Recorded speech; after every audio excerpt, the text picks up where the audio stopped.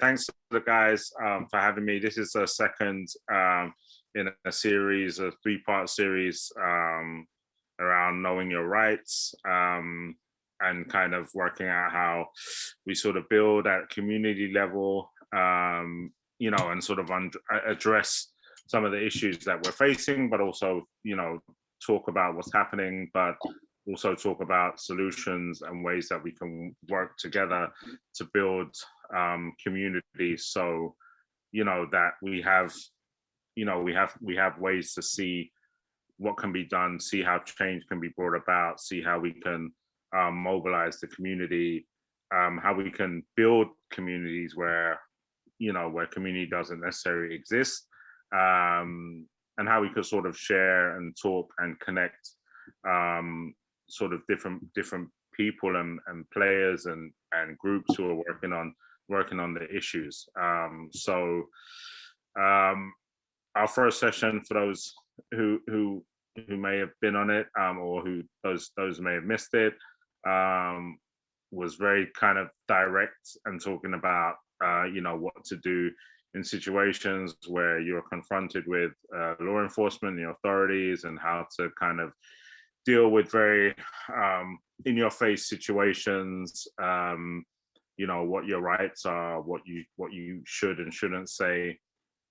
And I think today's session is more just about what have been the effects of definitely some of the events of the last year on our communities, and the long-term effects of what we've seen for many years, and how we now think about changing that.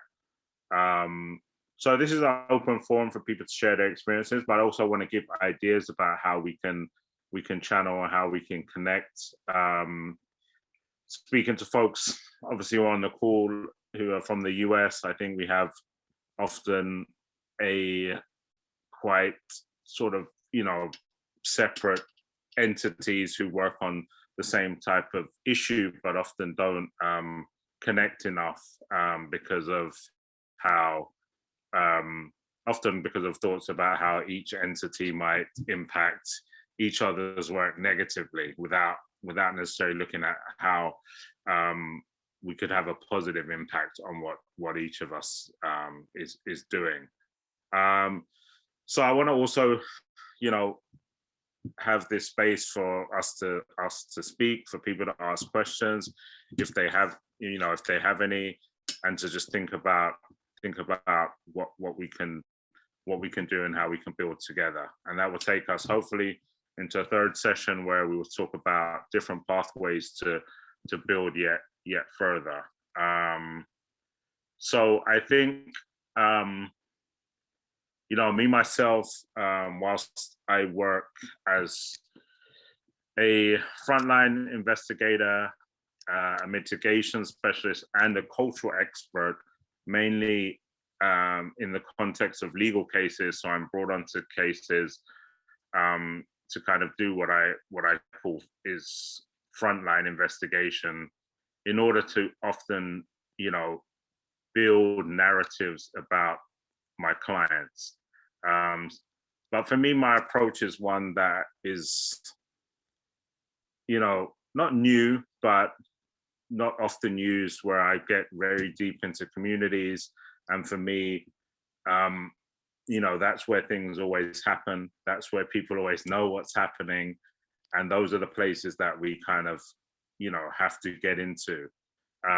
What we have in the US is a legal field which is predominantly white, who don't have a lot of experience or often the skill set to get into those communities.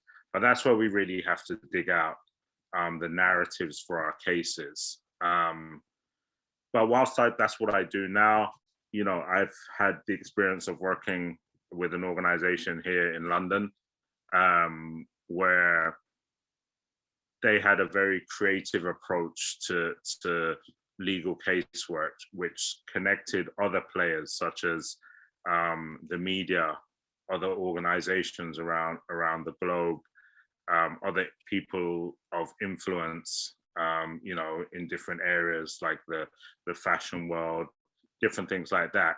and they used, we used all of those people as allies to tell the stories in different ways, and it became much more impactful. And it wasn't just um, sort of slapdash like, here, let's do it like this. It's really well crafted as to which entities might be able to tell the best parts of the story because of the audiences that they could reach, and how when everything came together, that just had a lot of impact. I think the importance of building at a community level is, well, I think it's so important because what we have seen, especially in the last year, is that levels of frustration that are hitting boiling point, right, that are leading to confrontations with law enforcement, that are leading to loss of life, injury, because we are so angry, and rightly so, but often, apart from like getting out there, getting out into the streets, protesting, we don't often have a way, when that all dies down or whilst that's going on, to channel some of that frustration into real concrete ways to attack what's going on at a systematic level. So this really is to talk about how, and what people think, what thoughts people have about community. I feel that in an age of, which is quite high tech, we use the word community a lot, and I'd love to hear people's thoughts on whether they think in different realms community really exists, or it's just an on-trend word, because I think some people would say yes, some people would say no. And for me, I'd love to hear what people think community means. Yeah, what does it mean to you, and what does it potentially mean for a movement that has had some momentum, has lost it, has gone up and down? Like, what is the benefit of community to people who are affected by injustice, basically? So anyone who has some thoughts on that, please share. What's up, Genevieve? How you doing?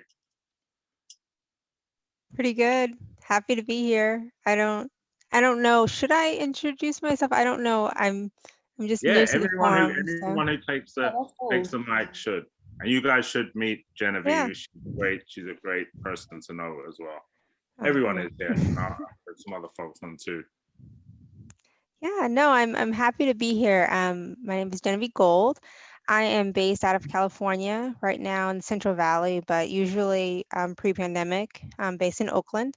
I'm an attorney. I work at a small nonprofit called Phillips Black. We represent clients who are generally on death row, and we have some juvenile life without parole clients. And, I really started with Chris through this idea of community engagement. There's a real informal group of different practitioners who are focused on getting defenders out in the community, engaging, creating really meaningful, authentic relationships based on trust and respect. And that's a lot of words, and it's really hard to do, particularly when when you look at the field and who who really are the legal workers, and the so many kind of barriers between getting between their office and getting into the community. And so I'm just really happy to be here to kind of soak up anything anyone's saying, and really intentionally think about how do we create these relationships, and and how can they aid our movement. The idea that, for my job at least, it's client focused, and so there's sometimes you feel like there's a tension between individual needs and the client needs, but there's not, right? We know that there's not. We're all part of a system. And so I just want to bring that to the forefront and really integrate that into my work. And so I'm really looking forward to hearing from you guys.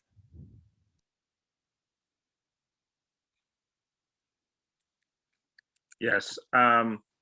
So yeah, Genevieve is an amazing person, and we are working on. That's what I was telling you guys about earlier. Just yeah, which I hope to invite you guys to attend as well. Just talking exactly about just how different entities connect, and how we can overcome some of like these fears that one group has towards another, and often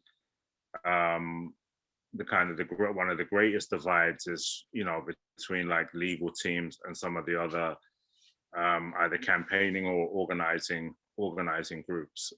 But in some recent cases, we've seen real impact that's come from social media. That's even come from TikTok.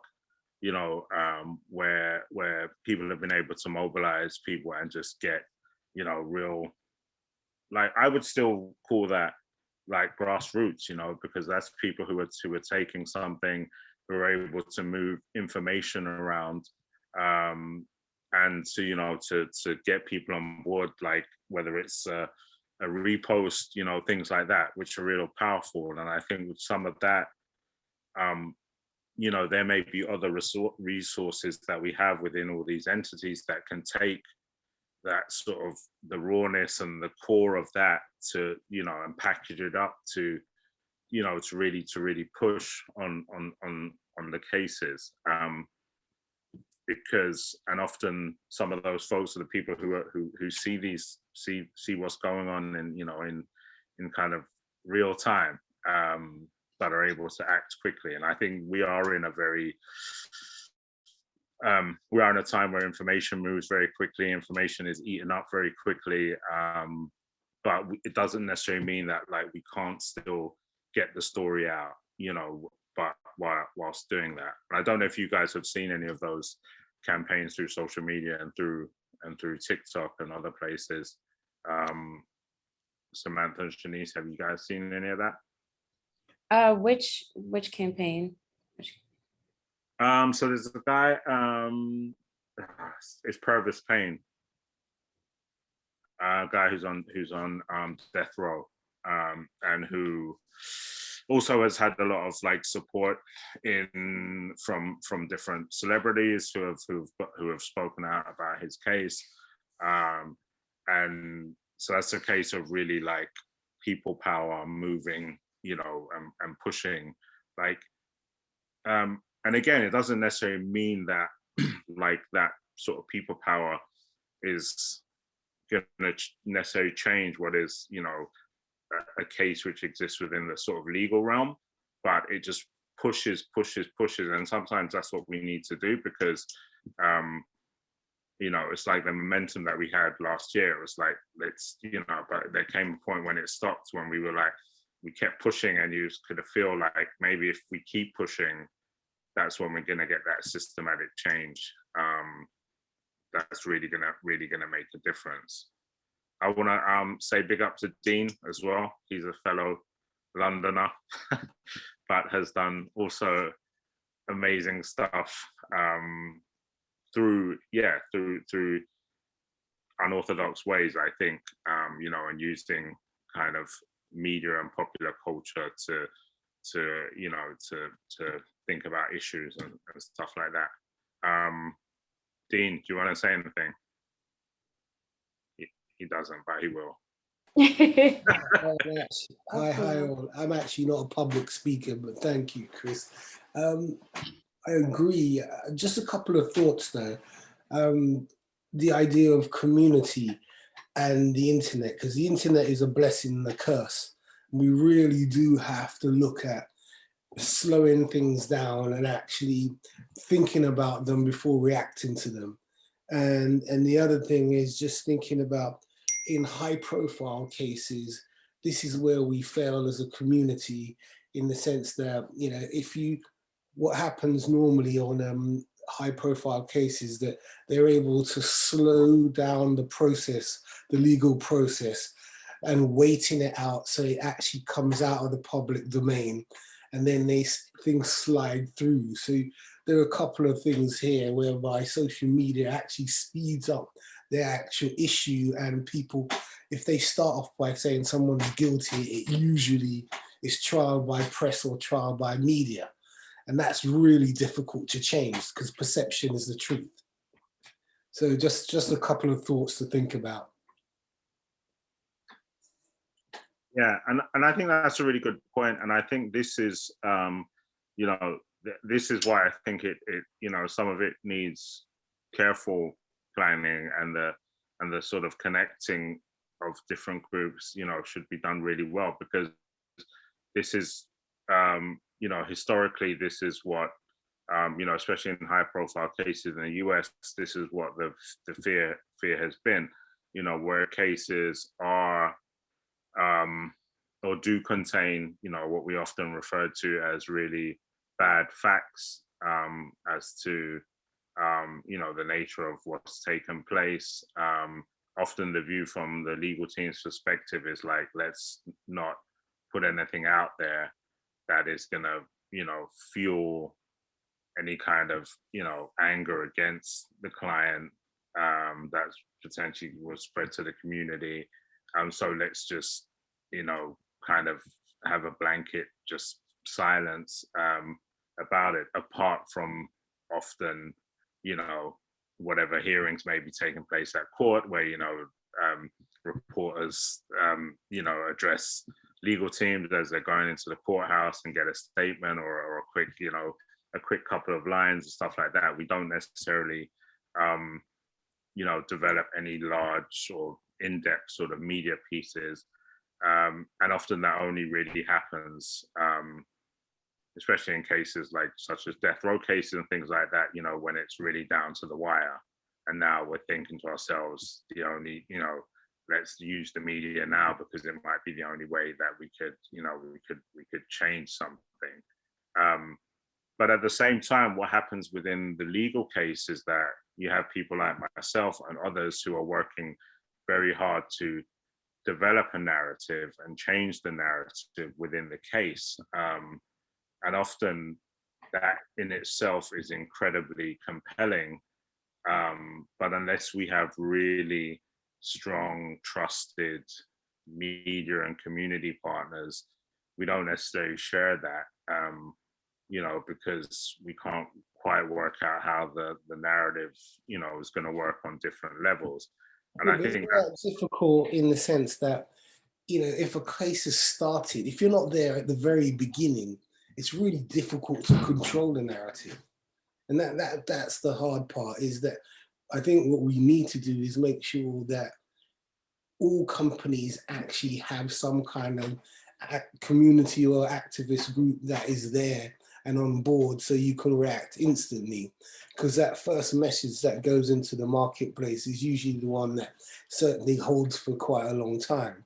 You know, my background is in PR and marketing, so understand, and it's mostly entertainment anyway, but understanding how it works is that, you know, once you've put a strong message out there, it's really difficult to debunk it. You know, so but you have to be there at the beginning. And that's really tough, because someone may not you may not understand or not know about something. And then by the time you come on board, it's like 1 week, 2 weeks later. Right, exactly. So I think these are the issues within the community as well. Like, you know, and from your background and some of the guys here from like the Whitaker Group who are in that space as well, you know, in the retail space, and you know, often that's what we don't have in our cases, right? Because of that stance from the legal team, is that, if we talk about it in that sense, the first to market with a story about our clients or our community, you know, is the ones who are not necessarily supporting our clients or our community, right? So that's what shapes the narrative in, you know, what I often call, you know, the court of public opinion, right? And so, you know, I also think that then when we do maybe decide to do media at a late stage, in a case, you know, it's either too late because that narrative that was the first one that got out there has become so strong, or it seems like, it can seem somewhat disingenuous because, you know, the public may say, well, okay, if this guy is such a great guy, why, you know, why are we only talking about him now? Like, you know, his case has been rolling for this long, and you guys are now saying, hey, what a great guy he is, but you didn't, either you didn't get that story out early enough, or you didn't, you know, you didn't react to whatever else was put out there. So it's interesting. I don't know if you guys who haven't spoken wanted to say anything. Keaton and Tara, is it, or Tara? Sometimes I don't know with the accent and all that. It's Tara. Hey, how are you doing? I'm good. How are you? I'm good, thanks. I'm good, thanks. What are your thoughts on community? So I guess coming from the perspective of someone who works within the arts community, I'm based here in Pittsburgh. Mm-hmm. I think community, it's essential for it to function in a healthy way if there's support, if there's respect. And I think white supremacy prevents a lot of that from happening organically. And when we talk about community here, we always talk about how a lack of resources kind of forces us to move against each other in community, right? And a lack of resources, again, is very much rooted in white supremacy. So I mean, yeah, my perspective, I think it's nuanced, and it tends to be a bit negative, but I still recognize the importance of community. I'm always consciously trying to build community, because I refuse to turn my back on the idea of community. It's essential for survival. Yep. Mm-hmm. And how have you been building community, if you don't mind me asking, or thinking about it, or doing it? A lot of eliminating pride and ego, which enables me to help share resources, serve as a mentor, and create space for others who don't have the same resources and opportunities as I do. Okay. Do we think that this is just a maybe, you know, a much bigger question. Do we think that the societies that we live in allow for community to exist? I mean, they don't want community to exist, not within the Black community. I mean, we've seen time after time Black communities dismantled and, you know, essentially like interrupted, torn down.